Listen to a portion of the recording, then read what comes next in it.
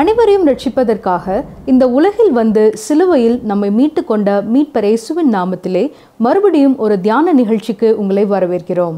நேயர்களே, எரேமியா புத்தகத்தை முழுவதுமாக தியானித்து விட்டோம். இப்பொழுது அதனோடு இணைப்பு புத்தகம் என்று சொல்லக்கூடிய எரேமியாவின் புலம்பல் புத்தகத்தை குறித்து தியானிக்க போகிறோம். தேவன் நமக்கு கற்றுத்தரும் காரியங்களை திறந்த மனதோடு ஏற்றுக்கொள்ள மனதை ஒருமுகப்படுத்தி தெய்வ சமூகத்திலே நாம் காத்திருப்போம்.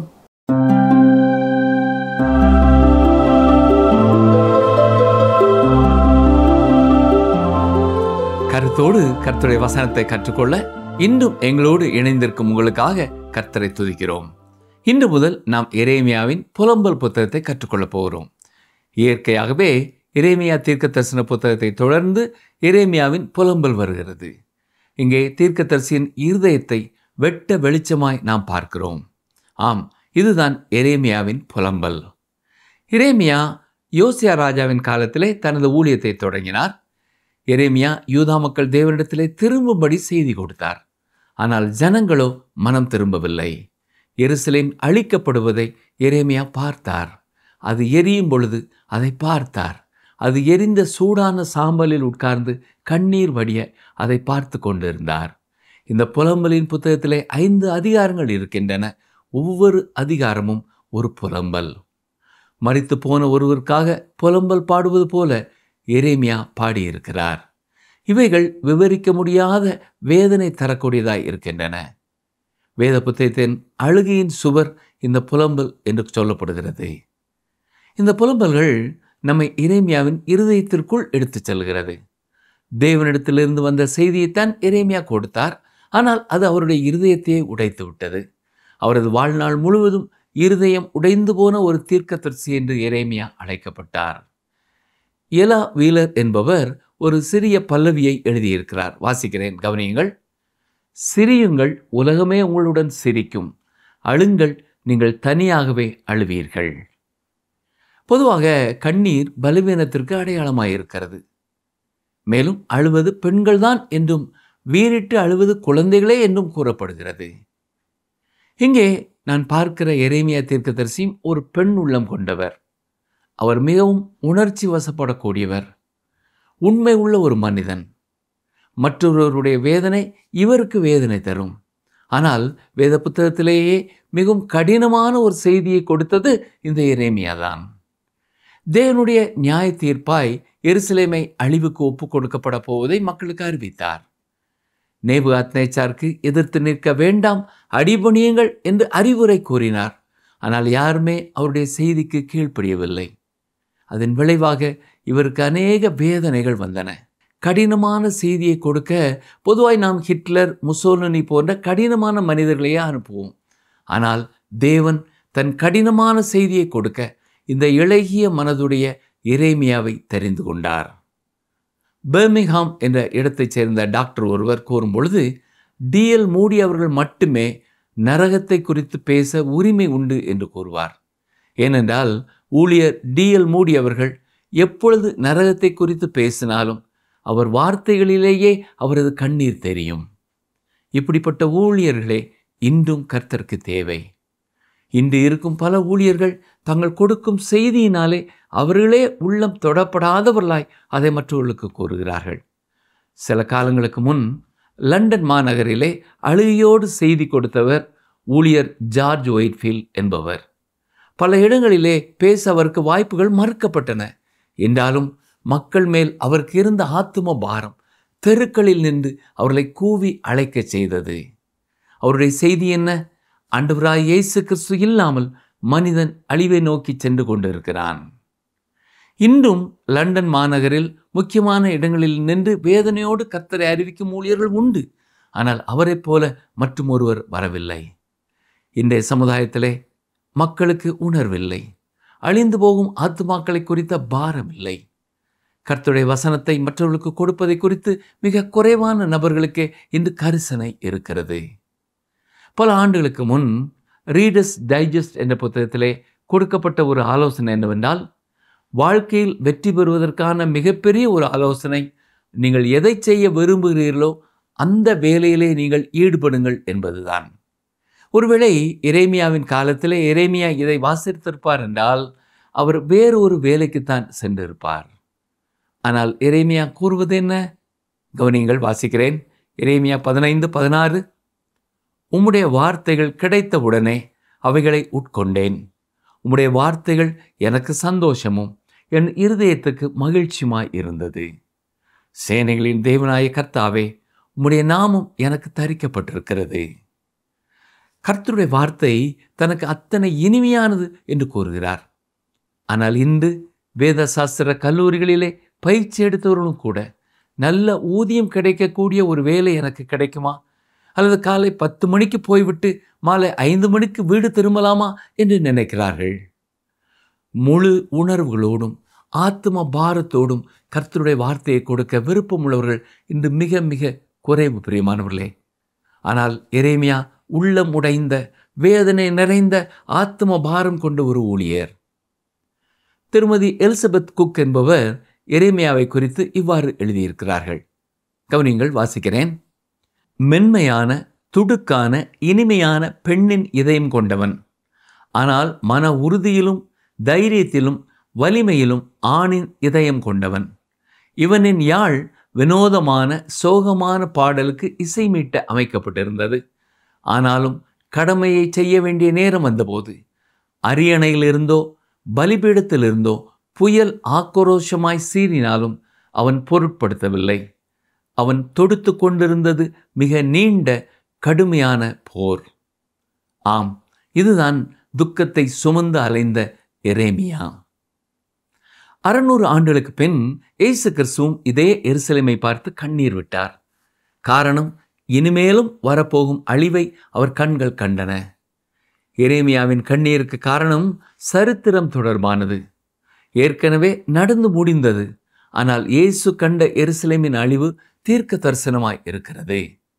எருசலேம் பாழாய் கிடந்ததற்கான காரணத்தை விவரிக்கும் புலம்பலின் கருத்து வசனம் புலம்பல் 1:18. கர்த்தர் நீதிபரர், அவருடைய வாக்குக்கு விரோதமாய் நான் எழும்பினேன். ஜனங்களே, நீங்கள் எல்லாரும் இதை கேட்டு என் துக்கத்தை பாருங்கள். என் கன்னிகைகளும் என் வாலிபரும் சிறைப்பட்டு போனார்கள்.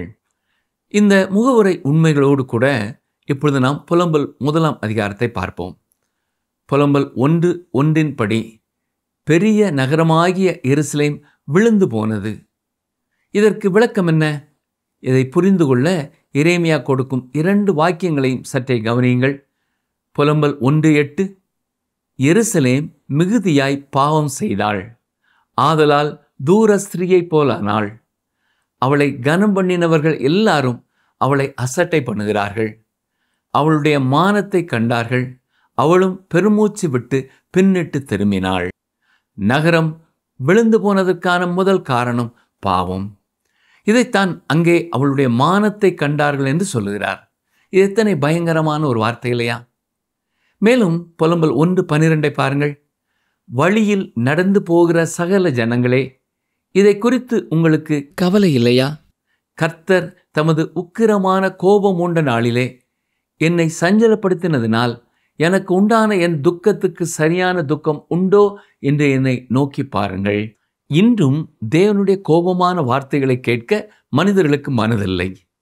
தேவனுடைய கோபத்தினை குறித்து ஊழியர்கள் பேசுவதில்லை. இன்று ஊடகங்கள் வாயிலாக வரும் பல நிகழ்ச்சிகளிலே கன்னியின் மூலமாய் பிறந்த இயேசு தேவன் மனு உருவில் தன்னை வெளிப்படுத்தினார் என்றெல்லாம் கூறிவிட்டு பின்னர் அவர் பாவிகளை ரட்சிக்க வந்தார் என்பதை சொல்லாமல் உலகத்து ஆசீர்வாதங்களை குறித்து மட்டும் பேசிவிடுகிறார்கள். ஏன் இவ்வாறு கூறுகிறார்கள் என்று கேட்டால், உலகத்தின் மற்ற மக்களை கவருவதற்காக என்று கூறப்படுகிறது. பிரியமானவர்களே, அது வெற்றி கொண்டு வராது. கர்த்தருடைய செய்தியை மனிதர்களுக்கு கொடுக்கும் பொழுது அதை கர்த்தர் கொடுத்திருக்கும் வண்ணமாகவே மற்றவர்களுக்கு கொடுக்க வேண்டும். பாவத்தின் விளைவாக தேவன் யூதாவை நியாயம் தீர்த்தார். இன்றும் தேவன் பாவத்தை நியாயம் தீர்ப்பார். புலம்பல் 1:18, கர்த்தர் நீதிபரர், அவருடைய வாக்குக்கு விரோதமாய் நான் எழும்பினேன். ஜனங்களே, நீங்கள் எல்லாரும் இதை கேட்டு என் துக்கத்தை பாருங்கள். என் கன்னிகைகளும் என் வாலிபரும் சிறைப்பட்டு போனார்கள். இந்த நகரம் ஏன் அழிக்கப்பட்டது? இது பாவம் செய்தது. எருசலேம் அழிக்கப்பட்டதற்கான இரண்டாவது காரணம் கர்த்தர் நீதிபரர். நீதிபரராகிய கர்த்தர் இதை செய்ய எல்லா அதிகாரமும் பெற்றவர். இதை புரிந்து கொள்ள ஒருவேளை கடினமானதாக இருக்கலாம். இந்த மனிதனின் துக்கத்தை நாம் முழுமையாக உணர்ந்து கொள்ள முடியாது, புரிந்து கொள்ள முடியாது. 2 காரணங்களை அவர் வெளிப்படுத்தி இருக்கிறார். ஒன்று கசப்பானது, மற்றும் ஒன்று இனிமையானது. எருசலேம் பாவம் செய்தது. இருந்தாலும் தேவன் எருசலேமை நேசிக்கிறார். எருசலேம் மிகுதியாய் பாவம் செய்தாள். மேலும் தேவன் நீதிபரர், அவர்களை நேசிக்கிறார். அவர் அநாதி சிநேகத்தால் சிநேகிக்கிறார். இந்த தண்டனையை அவர்கள் மேல் அவர் கொண்டு வந்ததற்கு காரணம் அவர் நீதிபரர். தேவனுடைய கோபத்தை குறித்து கேம்பல் மார்கன் கூறியிருப்பதை கவனித்தால், தேவனுடைய கோபம் உலகத்தின் நன்மைக்காக தேவையாய் இருக்கிறது. சிறைகள் வைக்கப்பட்டு இருப்பதற்கு காரணம் சுயாதீனமாய் வாழ்பவர்களின் நலனுக்காக. பரலோகத்தை பாதுகாக்கவே நரகம். குற்றவாளிகளை தண்டிக்க முடியாத எந்த தேசமும் அழியும். வேதத்தில் தேவனுடைய கோபத்தை குறித்து சொல்லப்படவில்லை என்று நீங்கள் அதை மறுப்பீர்கள் என்றால், இந்த உலகத்தில் நான் பாதுகாவல் அற்றவனாய் இருக்கிறேன். தேவன் இளகிய மனதும் நிறைந்த அன்பும் கொண்டவர். ஆசீர்வாதங்களை பாதிக்கும் எதையுமே அவரால் தாங்கிக் கொள்ள முடியாது. உயர்வான நோக்கங்களால் தீமைகள் முற்றிலும் அழிக்கப்படும். ஜீவனுள்ள தேவன் ஒருவர் இருக்கும் உலகத்தில் நாம் வாழுகிறோம். அவர் நம் ஒவ்வொருவர் மேலும் மிகுந்த அன்புள்ளவராய் இருக்கிறார். ஆனால் நாம் அவருக்கு நம் முதுகை காட்டுவோம் என்றால், அவர் நம்மை நேசித்தாலும் நம்மை தண்டிப்பார். அவர் நீதிபரர். இதை பூரணமாய் நாம் புரிந்து கொள்கிறோமோ இல்லையோ, இதுதான் அவருடைய வார்த்தையில் கூறப்பட்டிருக்கிறது.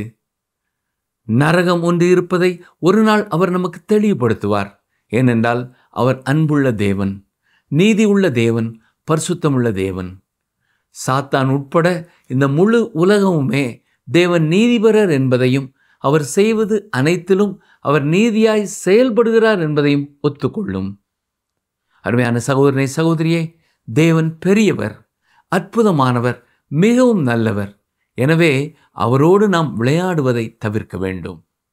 அவருடைய காலத்திலே வாழ்ந்த சமய தலைவர்களான பரிசேயர்கள் மற்றும் வேதபாரகரிடத்திலே இயேசு என்ன கூறினார் என்பதை கவனியுங்கள். வாசிக்கிறேன். மத்தேயு 23:14. மாயக்காரராகிய வேதபாரகரே, பரிசேயரே, உங்களுக்கு ஐயோ! பார்வைக்காக நீண்ட ஜெபம் பண்ணி விதவைகளின் வீடுகளை பட்சித்து போடுகிறீர்கள். இது நிமித்தம் அதிக ஆக்கினையை அடைவீர்கள். தேவனுடைய தண்டனைக்கான ஒரு காரணம் அது. என்னை கேட்டுக்கொண்டிருக்கிற அருமையான சகோதரனே, சகோதரியே, கிறிஸ்தவ வாழ்க்கை என்பது உங்களுடைய இருதயத்தில் மாற்றத்தை உண்டு பண்ணவில்லை என்றால் பயனில்லை. உங்கள் வீட்டிலே, நீங்கள் வேலை செய்யும் இடத்திலே, உங்கள் பொது வாழ்க்கையிலே மாற்றத்தை உண்டு பண்ணவில்லை என்றால் நீங்களும் மாய்மாலக்காரராய் இருக்கிறீர்கள். நான் இதை கூறவில்லை, இயேசு கூறியிருக்கிறார். அவரே அந்த ஜனங்களுக்காக கண்ணீர் விட்டவர். நம்முடைய கண்கள் காய்ந்து போய் இருந்தாலும் அவருடைய கண்கள் நமக்காக கண்ணீரோடு இருக்கிறது. இந்த அளவு நேசிக்கும் தேவனுக்கு விரோதமாய் நீங்கள் முதுகு காட்ட வேண்டாம். நாம் அப்படி செய்தால் விளைவு மிகவும் பரிதாபமானதாய் இருக்கும். தேவன் செய்ய விரும்புவதை அவர் செய்வார். ஏனென்றால் அவர் நீதிபரர். தீமைக்கு அவர் கண்களை மூடிக்கொள்ள முடியாது. அவருடைய சொந்த பிள்ளைகள் கீழ்ப்படியாமல் செல்லும் பொழுது அவரது இருதயத்திற்கு அது வேதனையானதாய் இருந்தாலும் தேவன் அவர்களை ஒழுக்கப்படுத்த வேண்டும். எரேமியா தேவனுடைய இருதயத்தை நமக்கு வெளிப்படுத்துகிறார். எரேமியா அழுத பொழுது தேவனும் அழுகிறார். எரேமியா வேதனைப்படும் பொழுது தேவனும் வேதனைப்படுகிறார். என்ன நடக்கிறது என்பதை நாம் அறிந்து கொள்ள முடியாமல் இருக்கும் பொழுதும் தேவன் நீதிபரர் என்பதை அறிந்தவர்களாக பூரணமாய் அவரை நம்புவதே முக்கியமானது. தேவனுடைய இருதயத்தை அது உடைக்கும் காரியமாயிருந்தாலும் எருசலேமை அழிவுக்கு அவர் ஒப்பு கொடுத்தார். ஜனங்கள் சிறையிருப்பினுள் செல்ல அவரே அனுமதித்தார். எரேமியா கதறுகிறார், ஏன் ஆண்டவரே, ஏன் ஆண்டவரே என்று கேட்கிறார். தேவன் அதற்கு தாம் நீதிபரர் என்பதையும் எருசலேமிற்காக அவர் செய்தது சரியானதே என்றும் பதில் கொடுக்கிறார். எரேமியாவின் மற்றும் ஒரு வேதனையான கேள்வியை பாருங்கள். வசனம் 12.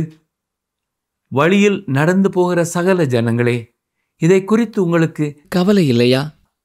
கர்த்தர் தமது உக்கிரமான கோபம் உண்ட நாளிலே என்னை சஞ்சலப்படுத்தினதினால் எனக்கு உண்டான என் துக்கத்துக்கு சரியான துக்கம் உண்டோ என்று என்னை நோக்கி பாருங்கள்.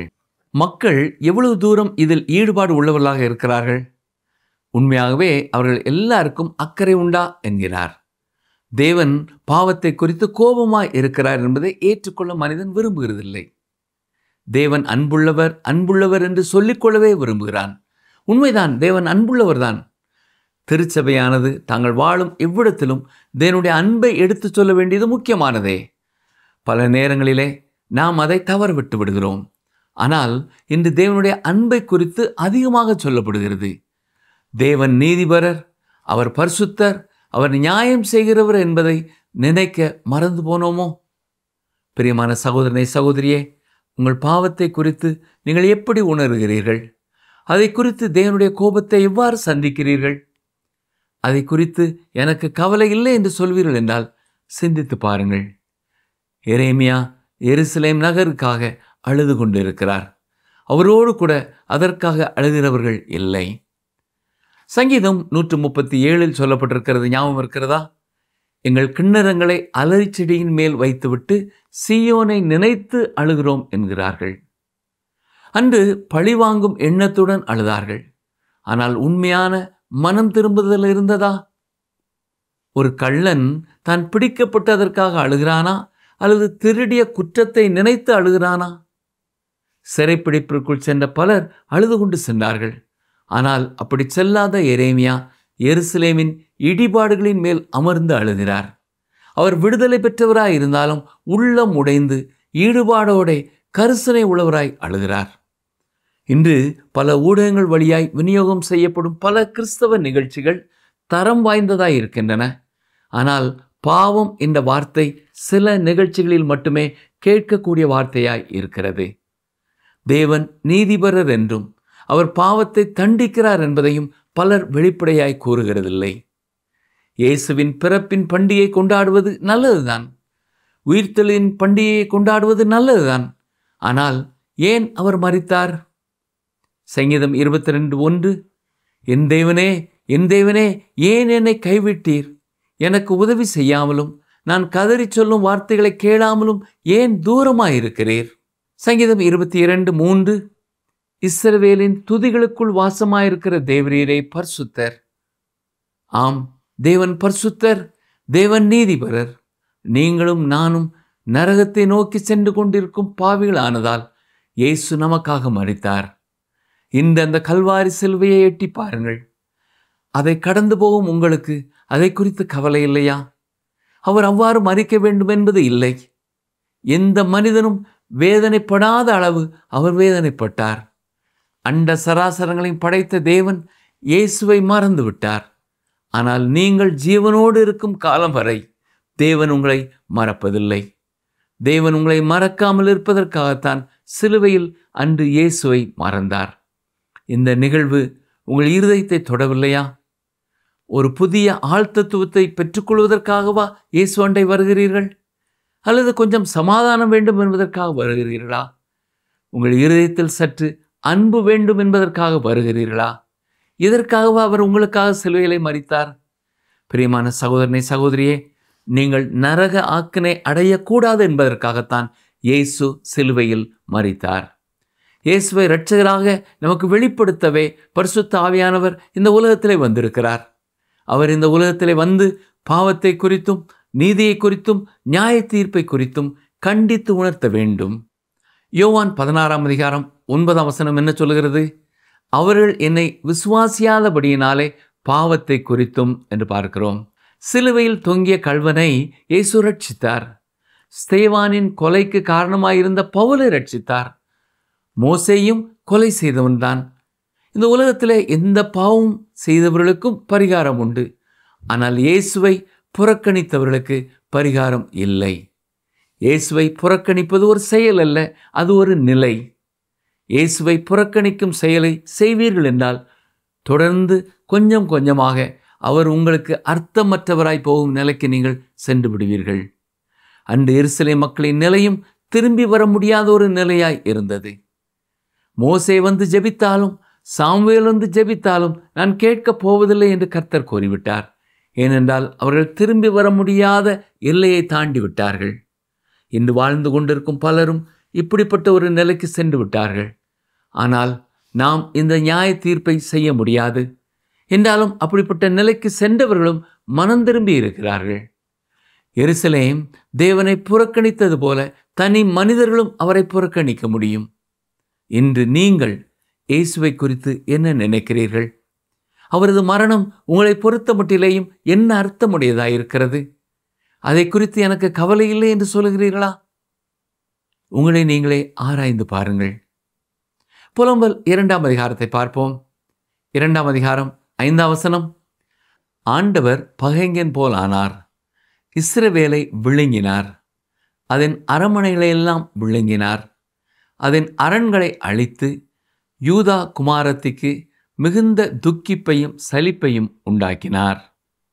நேபுகாத்நேச்சார் செய்த அனைத்திற்கும் கர்த்தர் பொறுப்பெடுத்துக் கொள்கிறார். எருசலேமை அழிக்க அவர் அவனுக்கு அனுமதி கொடுத்தார். தேவன் அவனை ஒரு பிரம்பை போல் பயன்படுத்தினார். இஸ்ரவேல் ஜனங்களை தண்டிக்க சீரியரை பயன்படுத்தினார். உங்கள் வாழ்க்கையை ஆராய்ந்து பார்த்திருக்கிறீர்களா?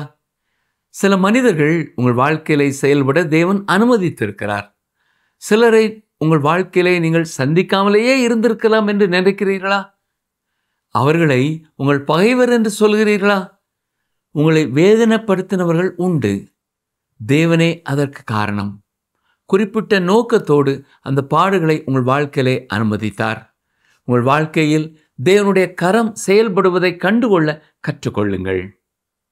சரி, புலம்பல் 2ஆம் அதிகாரம் 7ஆம் வசனம் பாருங்கள். ஆண்டவர் தமது பலிபீடத்தை ஒழித்து விட்டார், தமது பரிசுத்த ஸ்தலத்தை வெறுத்து விட்டார், அதனுடைய அரண்மனைகளின் மதில்களை சத்துருவின் கையில் ஒப்பு கொடுத்தார். பண்டிகை நாளில் ஆரவாரம் பண்ணுகிறது போல் கர்த்தரின் ஆலயத்தில் ஆரவாரம் பண்ணினார்கள். அது தேவன் ஆசீர்வதித்த ஆலயம்தான். அதை எப்படி கட்ட வேண்டும் என்பதையும் அவரே கூறினார். ஒரு காலத்தில் அவருடைய பிரசன்னம் அங்கே இருந்தது. நாள் ஒன்று வந்தது, அவரே தமது பரிசுத்த ஸ்தலத்தை வெறுத்து விட்டார். ஆலயத்திற்கு செல்லும் ஒவ்வொருவரும் தங்கள் வாழ்க்கையை குறித்து சிந்திக்க வேண்டிய ஒன்று. நீங்கள் ஆலயத்திற்கு செல்வதை குறித்து தேவன் மகிழ்ச்சி அடைவாரா? இல்லை என்றால் அவர் அதை குறித்து துக்கப்படுவாரா? குற்றம் கண்டுபிடிக்க வேண்டும் என்பதற்காக செல்கிறீர்களா? அல்லது சரியான எண்ணத்துடன் ஆலயம் செல்கிறீர்களா? பரிசுத்த ஆவியானவர் உங்களை பயன்படுத்த முடியுமா? இயேசு கைது செய்யப்பட்ட அன்று எது ஆபத்தான இடம் தெரியுமா? தேவாலயமா அல்லது அவரை கைது செய்ய திட்டமிட்ட மனிதர்களின் கூட்டம் இருந்த இடமா? இல்லை பிரியமானவர்களே, மேல் வீட்டறையே ஆபத்தானதாய் இருந்தது. ஏனென்றால் சாத்தான் அங்கே இருந்தான். இயேசுவை காட்டிக் கொடுக்கும்படியாய் யூதாசை தூண்டினான். இயேசுவை மறுதலிக்கும்படியாய் பேதுருவை தூண்டினான். நீங்கள் ஆலயத்திற்கு செல்கிறீர்கள் என்பதால் தேவனை நீங்கள் பிரியப்படுத்துகிறீர்கள் என்று எண்ணக்கூடாது. புலம்பல் 2ஆம் அதிகாரம் 10ஆம் வசனம். சீயோன் குமாரத்தின் மூப்பர்கள் தரையில் உட்கார்ந்து மௌனமாய் இருக்கிறார்கள். தங்கள் தலைகளின் மேல் புழுதியை போட்டுக்கொள்கிறார்கள். ரெட்டு உடுத்தி இருக்கிறார்கள். எருசலேமின் கன்னியர்கள் தலைகவிழ்ந்து தரையை நோக்கி கொண்டு இருக்கிறார்கள். மற்றவர்கள் துக்கத்தை வெளியே காட்டும் காரியங்களை செய்தார்கள். ஆனால் எரேமியா என்ன செய்கிறார் பாருங்கள். வசனம் 11. என் ஜனமாகிய குமாரத்தின் நொறுங்குதலின் நிமித்தம் கண்ணீர் சொருகிறதுனால் என் கண்கள் பூத்து போகிறது, என் குடல்கள் கொதிக்கிறது, என் ஈரல் இளகி தரையிலே வடிகிறது. குழந்தைகளும் பாலகரும் நகரத்தின் வீதிகளிலே மூர்ச்சைத்து கிடக்கிறார்கள். எரேமியாவின் கண்களில் கண்ணீர் வடிந்தது மட்டுமல்ல, உடலின் ஒவ்வொரு அங்கங்களையும் அது பாதித்தது. கர்த்தருடைய ஊழியத்திலே பங்கு பெற ஆசையோடு இருக்கிறவர்களே, இந்த அளவு கர்த்தரின் பாரத்தை சுமக்க ஆயத்தமாயிருக்கிறீர்களா? வசனம் 15 பாருங்கள். வழிப்போக்கர் யாவரும் உன் பேரில் கை கொட்டுகிறார்கள். எருசலேம் குமாரத்தின் பேரில் ஈசட் போட்டு தங்கள் தலைகளை துலுக்கி, பூரண வடிவும் சர்வ பூமியின் மகிழ்ச்சியுமான நகரம் இதுதானா என்கிறார்கள். வழிப்போக்கர்கள் பரியாசம் பண்ணுகிறார்கள். திருச்சபையின் தவறுகளை பலமுறை நான் சுட்டி காட்டுகிறேன். ஆனால் எந்த அளவு ஊழியங்களிலே நான் உதவியாயிருக்கிறேன்? திருச்சபைகளில் நடைபெறும் வேதனையான காரியங்கள் எனக்கு வேதனையை உண்டு பண்ணுகிறதா இருக்கிறதா? வேதத்தை கருத்தோடு கற்றுக் கொடுக்கும் போதகர்களுக்கு உண்மையாகவே நான் உதவியாயிருக்கிறேனா? சரி நேயர்களே, இன்றைய பாடத்தை இத்தோடு நாம் நிறைவு செய்வோம். இந்த வேத பகுதியிலிருந்து நாம் எப்பொழுதும் நினைவிலே வைத்துக் கொள்ள வேண்டிய 2 காரியங்களை நினைவுபடுத்திக் கொள்வோம். தேவன் மிகவும் அன்புள்ளவர், அதே நேரம் அவர் நீதிபரர். அவர் நேசிக்கும் ஒவ்வொருவரையும் அவர் தண்டிப்பார். இந்த உண்மைகள் நம் வாழ்க்கையை மாற்றி அமைக்க கர்த்தர் கிருபை செய்வாராக. ஆமென்.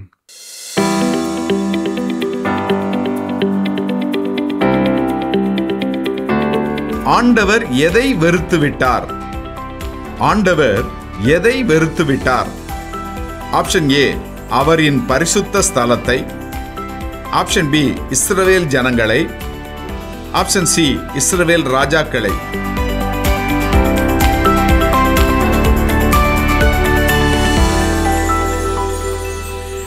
இன்றைய நாளிலும் நம்முடைய தியானம் உங்களுக்கு பிரயோஜனம் உள்ளதாக இருந்திருக்கும் என்று நாங்கள் நம்புகிறோம்.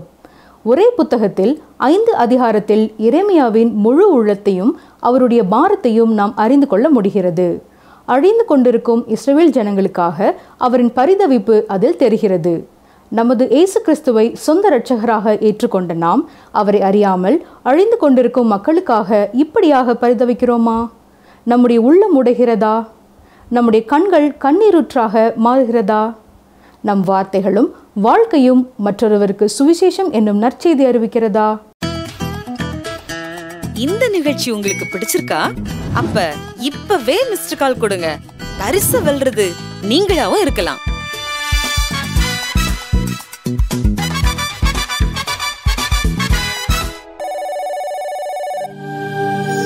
தெய்வ வாக்கு.